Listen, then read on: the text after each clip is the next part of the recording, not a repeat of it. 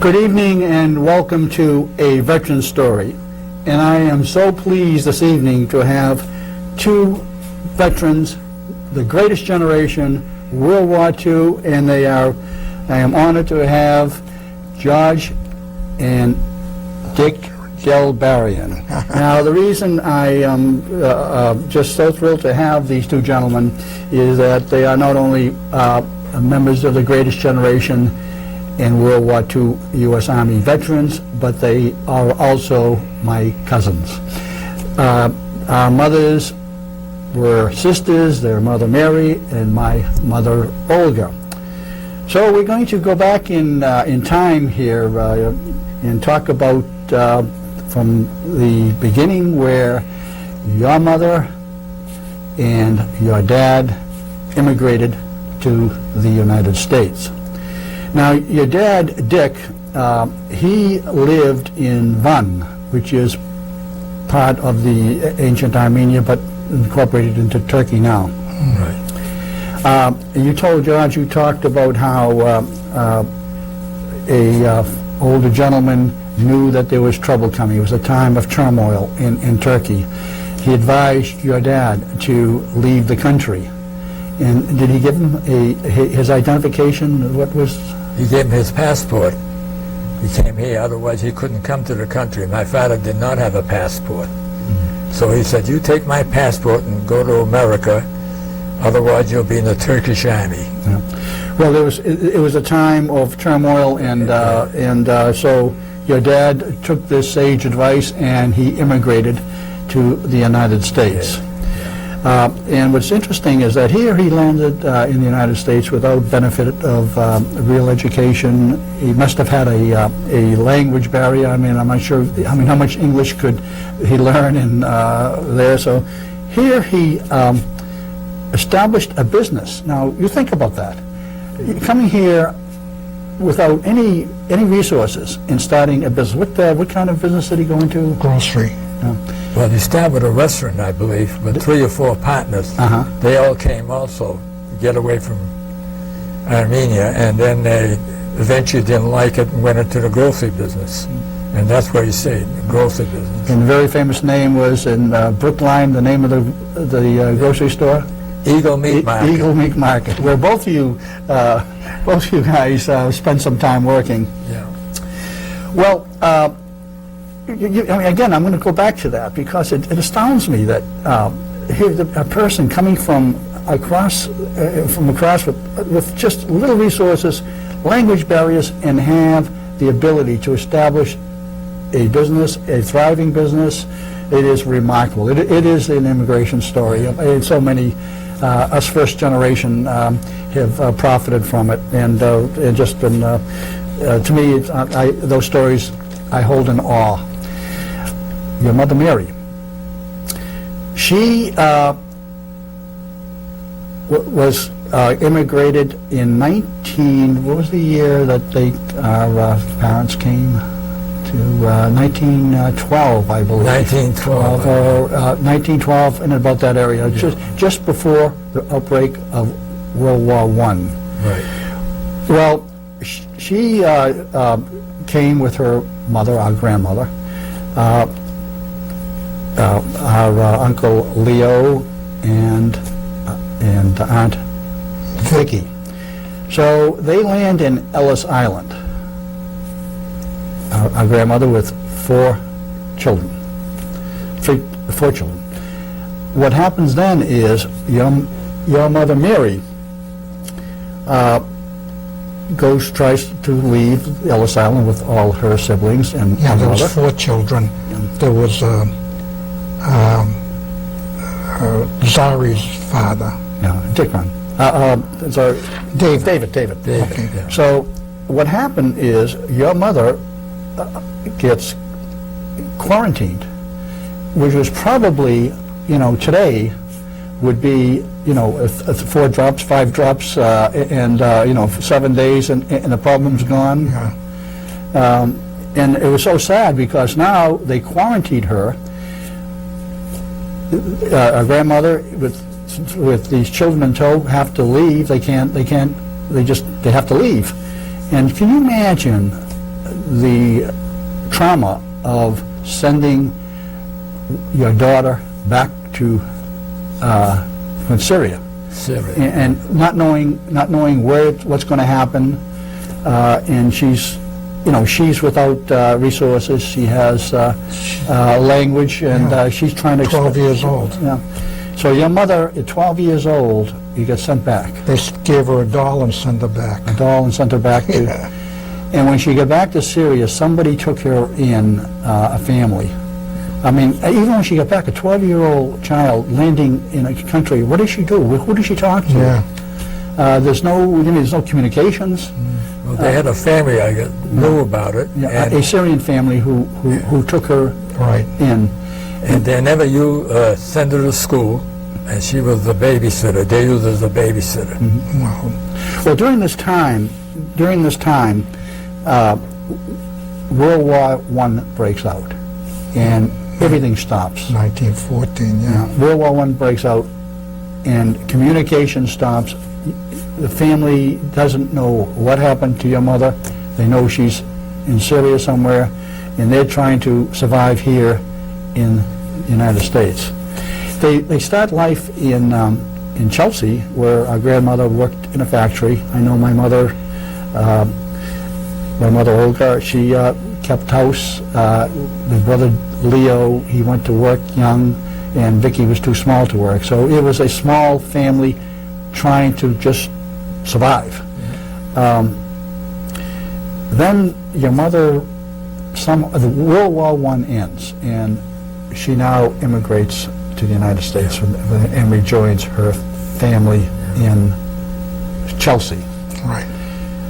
Then she goes to work. I don't remember what she does. Shoe factory. She worked in a shoe factory.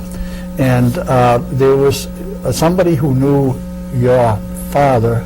From Van. They were living in Chelsea. They were living in Chelsea. Miran Chaludin. They went on and said, you should meet this beautiful woman, Mary. And we have a picture of Mary in a young age. And finally, they met, they courted, and they married in 1922. February We have this 22nd. Yes, 22nd. Shortly thereafter, a year or so, you were born, George, in December December of 22. December 28, 1922. And then Dick was born in March 5th. March of 1925, and your young sister Evelyn in 1930. We have a nice picture of the three of you as young children. So now you go to Watertown, and your father buys a brand new home. Now that was quite a feat. Think about that. He wanted to move out of Chelsea, and he bought this home in Watertown, which I'm still living in. Which you are now living in. $14,000, brand new, in East Watertown. Yeah, well, it's a little bit more than that, I would say. Well, that's what he bought it in the partnership. He didn't have the money either. Yeah. So his friend who wasn't married bought it together, and eventually my father bought him out. Okay. Your father was quite a businessman. I remember him. He just had he was just a businessman. I'm not sure how you explain it. I'm sure that's your memory. I'm sure you got some of your business acumen from your dad. Yeah. Yeah. I owned a pharmacy for 40 years. Right, so that you got something. Well, then World War II erupts, December 7th, 1941. You're still young for that, but you were just about the age, and being eligible. Finally, the draft called you, and they sent you to. Do you recall where we started off? Just We Camp left from the Blanding. town hall with a bus to Fort Divens. Yeah, and then you went to Camp Blanding, Florida, which is close to Jacksonville. Yeah. Then you were at Fort Rucker for a bit. It was, I call it Fort Rucker because I was there and it was Fort, but it was Camp Rucker when you were there. And then to Camp Robinson in Arkansas, where you were in the Signal Corps, which were part of the infantry of the division, the 66th Division, Infantry Division. 66th Panther Division. It was called the Panther Division. Infantry Division. Infantry Division, and you were in communications, and General Kramer was the commanding officer. That's right. At some point, they sent you over to New York City, where you were embarked on the English ship, the Britannia. Britannic, yeah. And you landed in Liverpool in about 2 weeks. 2 weeks, yeah. Now, once you got to England, there was, in fact, if I recall, you landed Christmas Eve. Is that correct? No, you didn't? I Okay. did. No. You landed. Okay. Yeah. But it was very close because you two. 2 weeks before Christmas. Because you were both in England for about 2 weeks together. That's how we were there. No. Well, then fate treated you well, because on this division, this infantry division, was going to cross the English Channel. Christmas Eve, 1944. That's what I remember, Christmas Eve. You were on a troop ship. We were, the infantry was going across first, and we were going the following day. You were the support group for the 66th Panther Division infantry. Yeah. But the infantry left first on a ship. Yeah, to cross an English Channel. Right. And you, in the second ship that you were on, going to be following the combat The infantry. following day. And what happened? Well, the Christmas Eve, the infantry was going first. They were crossing the channel, and there was a submarine, a German submarine, which they assumed was clear, the channel. They had no backup, and they sunk the ship. 900 men went right down to Christmas Eve. So had you been infantry instead of Signal Corps, you would have been on that ship. I probably wouldn't be here. Well, we wouldn't be having this interview, I guess. That's right. But you land in Saint-Nazaire, Saint-Nazaire. France, and the Germans were still there. I mean, They were coming in, they were pocketed in by the 94th Division. So when we lost our strength, they couldn't send us to the front, so they pulled out the 94th, Hitler's last thrust before the war ended, and they went out and they were wiped out. We stayed at the Saint-Nazaire, what we had, remnants of our division. Well, going back to Dick here for a moment, what happened was when you graduated Watertown High School in 1943, you then tried to enlist in the, what then was the Army Air Force. You wanted to be a pilot.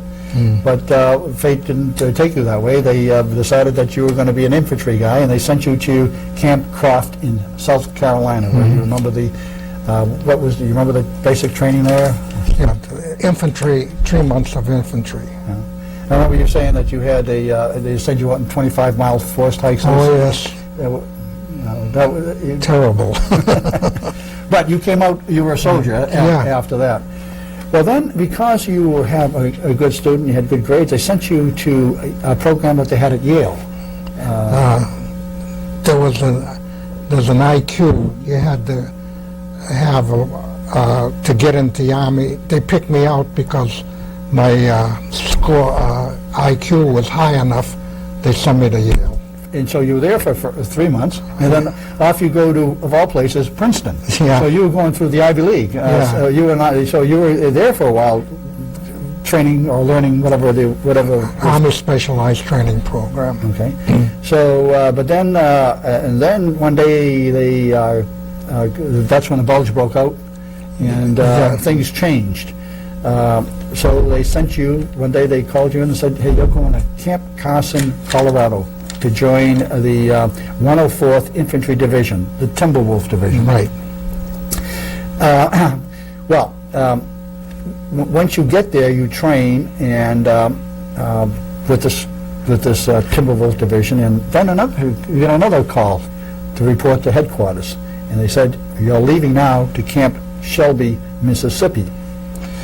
And this is another time that you two brothers met. It was down in Hattiesburg, Mississippi, was it? Harrisburg. Harrisburg, Mississippi, because you both happen to be in Mississippi at the same time, which is one of the 3 meetings that the brothers had. Well, then you joined the 61st Signal Battalion because you knew Morse code and vaulting type. And I was kind of curious, how did you learn Morse code? Or where did you learn Morse It code? was the high school had a program High school. after hours, Watertown High School, and I joined that. That's where I learned it. Well, that took you out of the infantry and into the Signal Corps. That's right. So that... That outfit got almost wiped out, the 104th Timberwolf. Then it's funny that down in Mississippi you also ran not only into your brother, but you ran into a Watertown High School Hall of Famer, a Manny Zissis. Manny Zissis was a great player here at Watertown High School, and he also went to Boston College, and it was a funny day just when you meet somebody from your hometown. And I'm looking at a uniform here it's an Ike jacket, and our generation knows what Ike jackets are, but that's what it is, named after General Eisenhower. And I'm looking at, you must have weighed about 130, 35 pounds to get into that. That's right. So I think you'd have a few. Well, now you're down in Mississippi, and again, they tell you to pack up, you're leaving. So you go to New York City, and on December of 1944, you board the Queen Elizabeth. Queen Elizabeth, a luxury liner. So, but the only problem was you didn't get the first-class accommodations. There were 21,000 other troops looking for first-class accommodations. Dick, we should tell the audience a little bit about what life was like aboard the QE-1 during your crossing to Scotland. Oh, well, we were sleeping. They had a room that was for two people. We had 10 bunks on each side. First, one shift would go in and sleep. 20 people, they'd go out. Then 20 more would come and sleep for 8 hours. They'd go out. The Queen Elizabeth was going across the ocean. It took us only 5 days to hit Scotland because the ship was so fast. We had no escort. Where George had a 2-week crossing. Yeah. You did it in 5 days. Yeah. So you with 20 people in a room, you must have been packed like sardines. Oh, yeah. You know, and We had no escort because the ship was too fast. The destroyers couldn't keep up with the Queen Elizabeth. yeah, but they started zigzagging at some point when Yeah. you guys started getting to We it. picked up a sub along the way, but we outran the sub, thank God. Well, back to you, George, and when we get you in Germany now, in France actually, and you were a driver, and one of the things that you drove was a colonel. A colonel, yeah. Yeah. So you Drove were Paris, I went through Paris. and you went to Paris. He had a girlfriend in Paris. I remember you Well, saying. he had, yeah. No, you didn't, but he had. He had, yeah. But on one of your trips, you finally got to Germany, and you were saying what you saw. It was close to Frankfurt. You came across the Odrif camp. Concentration camp. And what did you see there? Bodies piled up 50 high. They were going to be burnt, and there was a gas chamber. The Germans had to take off because the 7th Armored Division from Texas were a crack outfit. They were on the end of the war, and they had to leave. So the colonel said, let's stop and go through this camp, which I did. And we just visited, bodies piled up to be burnt, but the Germans couldn't do it, so they just took off. And there was a gas chamber there where they gassed them to death. That must have been a horrific. I was young. And then we drove to Frankfurt, Germany, where the war ended. Well, you were actually in Frankfurt when the war ended, Yeah. May 8th. And you were in, of course, World War II generation. We know about points, and you were again. I wasn't eligible. You had to have so many points. yeah. So he said, do you want to stay here in Frankfurt? The Americans took over the building. And I said, no, I don't wish to stay with you anymore. So I went to Vienna, Austria, occupation there. I was in Vienna for 6 months, which was quite an education.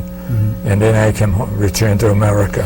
Well, when you were in, you spent 6 months in Vienna in the occupation. Yeah. And but the hostilities had ended. The war was over.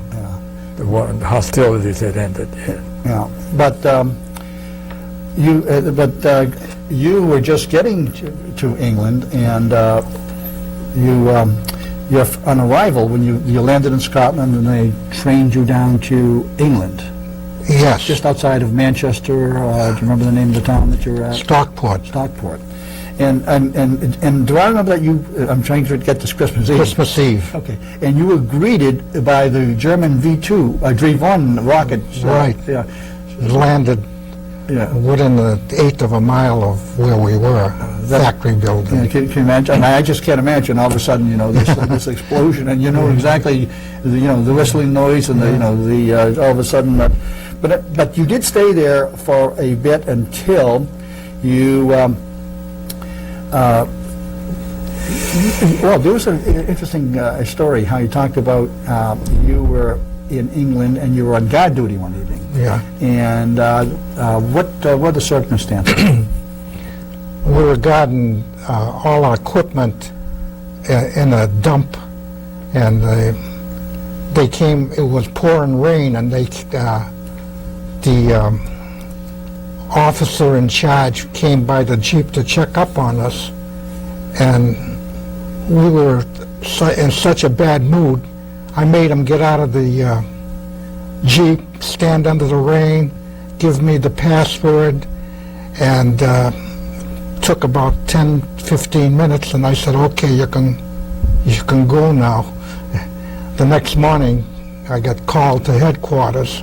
I thought that he was going to throw the book at me. However, they gave me a pass to London. They said, you were the only one that did the job correctly. So your bad mood and the rain that night got you a 3-day pass. But your time in England came to a close until you got on a LST, which is some people would call a large, slow tiger. Yeah. But you did cross the channel, and you landed in Le Havre, the port of Le Havre, France. And I remember you talking about that you looked at one of the pillboxes for television, and what did you see? It had been completely blown off, so the walls were every 1.5 foot there was steel rods. So I measured the thickness of the walls. It was just approximately 6 feet thick, and the naval ship bombs had blown this pillbox completely away. The naval gunfire is like they're firing things like the size of. I couldn't believe I couldn't believe a pillbox with 6 feet thick walls getting blown away. Well, can you imagine? First of all, can you imagine the people inside? Well, you joined. Then it was your time to hook up with the 3rd Army, led by the very famous General Patton. We were behind. Well, you were in the support of the communications. In the communications, and I remember one comment that General Patton made. He said, "You give me enough fuel, and you give me a signal corps, and I can communicate, and that's all I need from anybody." That's right. So you were part of that signal corps. And one of the things you did was you drove a Jeep as a messenger. That was one of your duties. And one time you volunteered, and you kind of had second thoughts about volunteering. What was that? Well, we were at the Saarbrück in Germany, and I had to take these secret messages to the Rhine River, and I drove all night long through. It was actually the Germans had been driven out, but it was quite a journey. I drove all night long. I got to the Rhine. I gave the message, and they wanted me to stay and get some sleep. No, I said I headed back to my outfit same day. And then you saw what you on the way back, I didn't know at night I had passed one of the prisoner of war camps, and it was kind of sad seeing the German bodies piled up who were trying to escape at night, and they just if they came within 20 feet of the barbed wire fence, they got shot. And some of them. Well, one of the things that your act of kindness was not exactly repaid. You saw a German POW and you were driving a Jeep, and what did you... Well, they were bringing prisoners in that night, and we saw this German prisoner. At that time, he seemed like an older guy, and he couldn't walk. He was practically crawling. So I asked, put him in my Jeep, put him in the back, and we'll give him a ride to the prisoner of war camp. But then it was about 2 in the morning or 3, and I felt that my rifle, he was in the back and I was dozing off. I wasn't driving, and I felt my rifle being pulled up. I got to a point where I tried to choke the guy, the German, and I didn't have I just couldn't kill him. Couldn't kill him. So, well, it was he wasn't exactly repaying your kindness. He was, another kind of interesting story. You talked about how you were driving one day and you came across a town and you decided to investigate it, and you kind of floated. It was bombed out. This town was completely leveled, and we were just looking through the rubbles, and we saw this.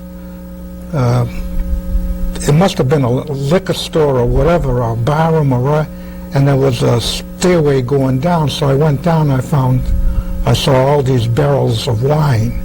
So I emptied a water cooler, our water, and filled 5 gallons of red wine, and took it to my outfit. And I almost. Everybody started drinking it. I almost got caught. You made your outfit one bunch of happy guys. Yeah. So, but the problem was that they caught up with you. And what did they say? Well, they said that my thoughts were very well founded, but however, that the Germans could have poisoned the wine and you would have killed half the outfit. Not half, but a lot of them. But it turns out everybody had a good time, and you were the hero of that day. They let me off without anything. Well, then what happens is that VE Day, May 8th, and the war in Europe is over. It's VE Day.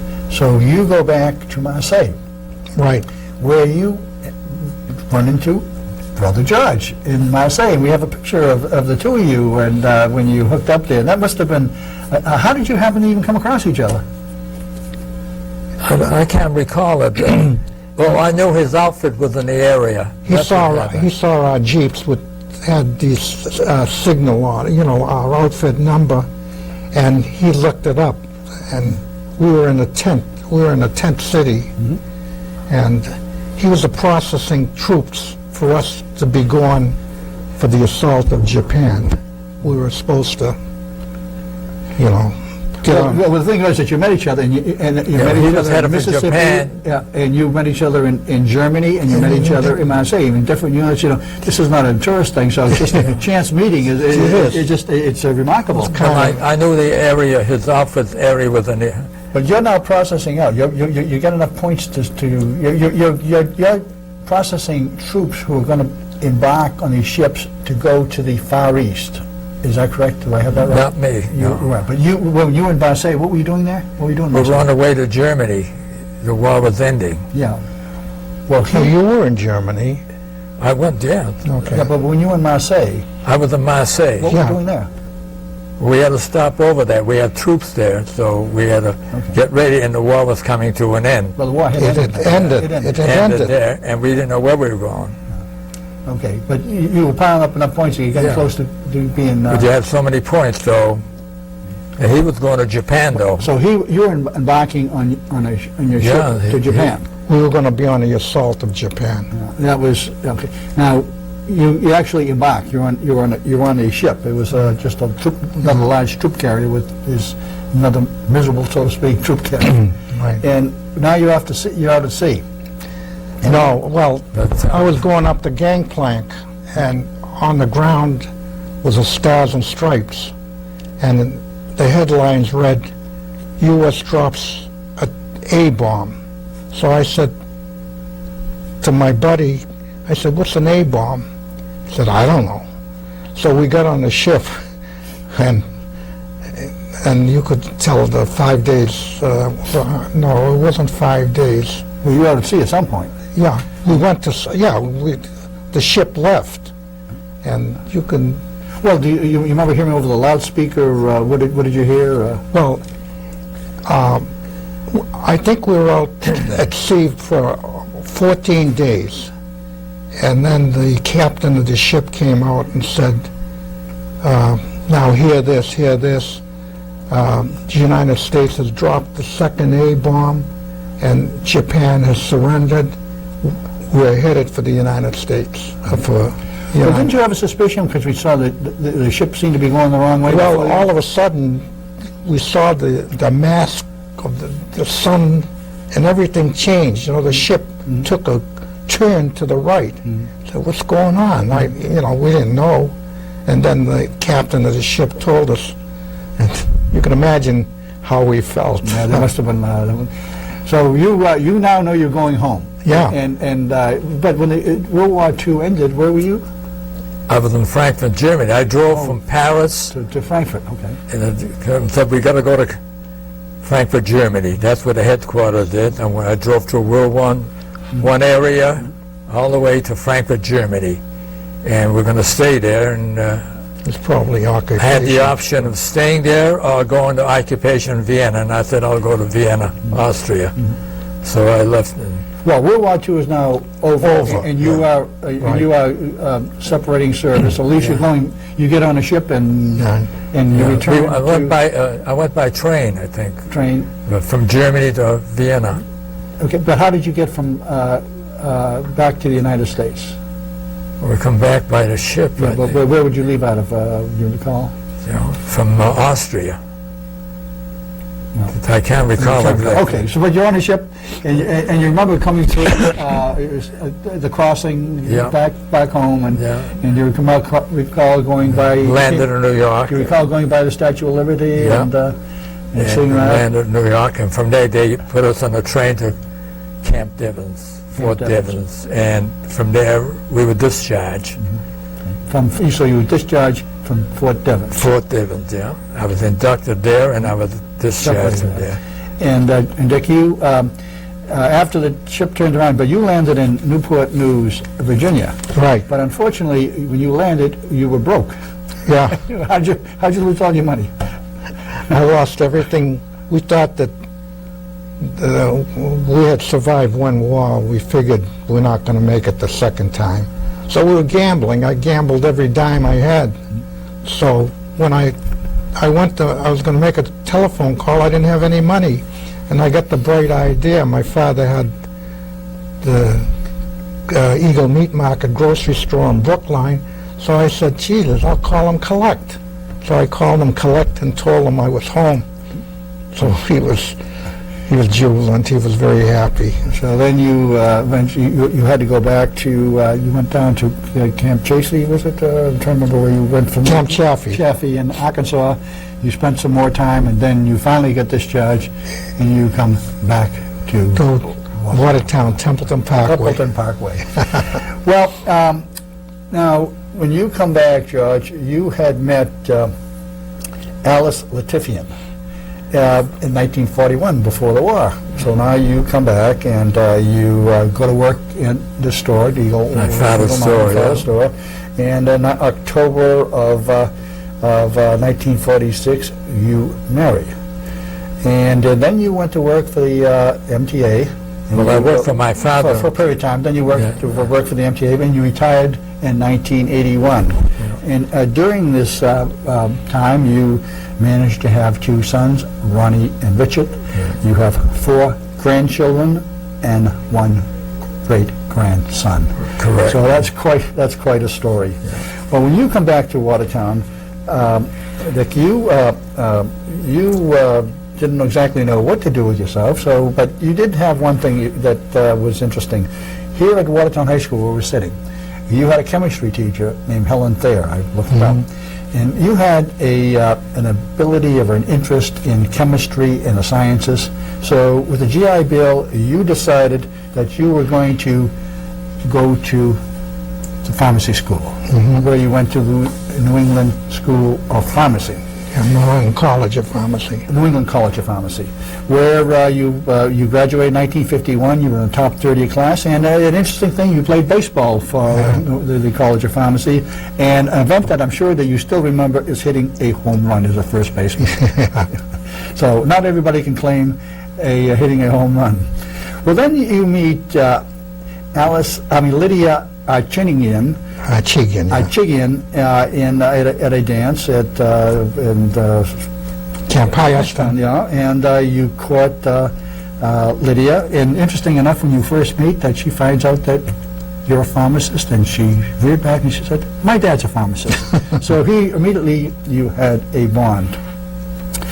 Well, then in 1954, you marry Lydia, and you started working as a pharmacist after graduation with Rogers Pharmacy in Waltham on Main Street. Right. And you worked for Mr. Rogers. He wanted you to work for him because you had interned when you were a student, and he liked you. You were going to go somewhere else, but he kind of said, "We want you. I want you." Right. Well, you went to work for him for a period of time, and then in 1960 you buy Rogers Pharmacy, and you have been there. He passed away in Somewhere around 1960. yeah, the latter part of it. Then I bought the pharmacy from his estate. And of course, in 1957, you buy a home in Wayland, and on Easter Sunday, you said you remember carrying your wife Lydia across the threshold. And there you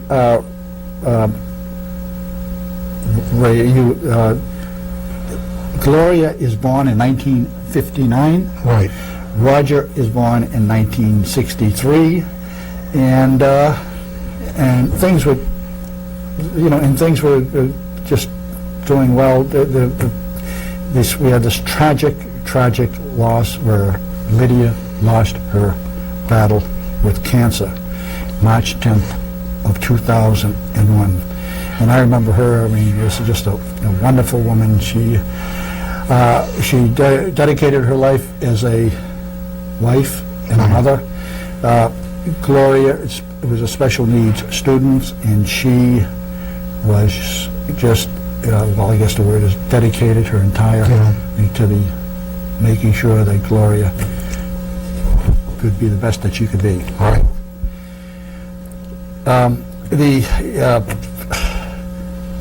I guess that kind of captures the life and times of George Dilibarian, Dick Dilibarian. And after telling this and listening to this very fascinating veteran story, George, I'd like to have you speak first, and would like to dedicate your story to. I just want to dedicate this video to my loving wife, Alice, for which we have been married 59 years. Thereafter to my sons, Ronald and Richard, who will be presented to my grandchildren and great-grandson, the video. I'd like to dedicate my past history, my Army endeavors, to my wonderful son and daughter-in-law, Roger and Patty Dilibarian, and to my grandchildren, Brendan and Sarah. Thank you. I'm going to talk about Lydia. Lydia. Please have to talk about Lydia. I mean, I know Lydia, my wife, Lydia, if she was alive, I think when I lost her, I lost a part of my life. So my dedication is to her also. Thank you. I want to thank you all for sharing this evening, this veteran story with two wonderful people, two members of the greatest generation, George Dilibarian, Dick Dilibarian. Thank you, and we will see you next time. Thank you.